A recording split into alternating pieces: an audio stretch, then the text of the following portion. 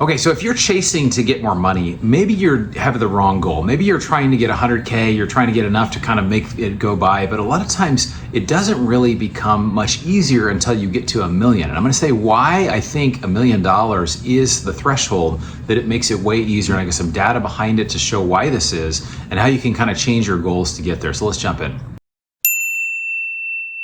My name is Bronson Hill. I'm the CEO of Bronson Equity. We do investments. We help people get cash flow appreciation or tax benefits by investing in oil and gas, private businesses, or real estate related deals. So you can check out the link below more about that. So let's talk about this. Why is that? Most people go after 100K or they're going after different amounts of money, but things really open up once you get to $1 million. Now let's just talk from a point of this exponentially becomes easier. Compounding becomes exponentially easier when you have more money. If you have 100K and you're getting 10% a year, that's just 10K a year. If you have $1 million and you're generating 10%, then that's 100K per year, right? So obviously 100K making off of $1 million, you can make a lot more money off of that. You can live a lot better. And academic research kind of shows us as well that wealthy households, like the top 0.1%, routinely earn over 10% per year on their money, versus middle class are getting 4 to 5%. So the scale really matters. Also, I'm going to get into it, the type of investments really matter as well. So, Kiplinger shared that one retired accountant, it took him 42 years to earn his first $1 million and only 14 months to earn the next, right? So why was that? It's because compounding accelerates, right? And sometimes when you get to move, things can accelerate much faster. So, I can say too, once I got to $1 million, it just things open up that give you more possibilities for things. Another example of this is you unlock, kind of the second point, you unlock access, scale, and leverage beyond $1 million. So if you're not an accredited investor, typically you don't have $1 million in net worth. People that are accredited will either have income over $200,000 to $300,000 per year the last couple of years and an expectation going forward. That's the income requirement of being an accredited investor. The other side is the net worth,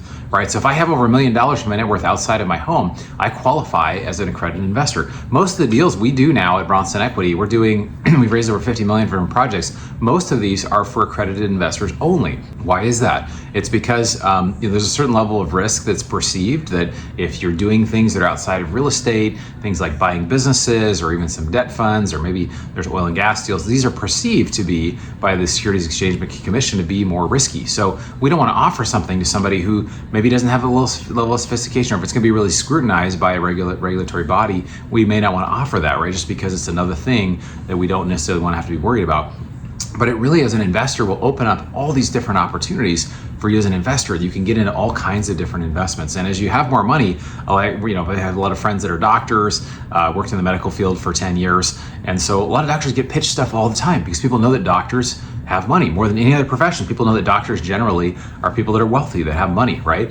And so, but the plus side of that is that there's just much more deal flow. There's much more opportunities that can come to people. So that's something I think that's really important. And then the third thing really is to reach $1 million, you need strategy. You don't just need savings, right? A lot of people think I can save my way to $1 million, and you can, especially if you make a good income. But to get there, having things that can accelerate it are really important. And this is where to get to $1 million, a lot of people are self-made. I mean, it's a study with Fidelity Investments 2019 said 88% of millionaires are self-made. I still find that number shocking, right? Almost 9 out of 10 people that are millionaires did not inherit it. They simply found a way to grow wealth over time by doing the right things, by learning, by getting in the right rooms with amazing people. So I just want to encourage you that if you're not there, these are things that most people learn. So you have a place that you can actually learn and figure out how to get there. So work on your strategy, learn new ideas. Sometimes you've got to be active. I mean, for me, I 20x'd my net worth because I was active. I wasn't passive, and I was a little passive, but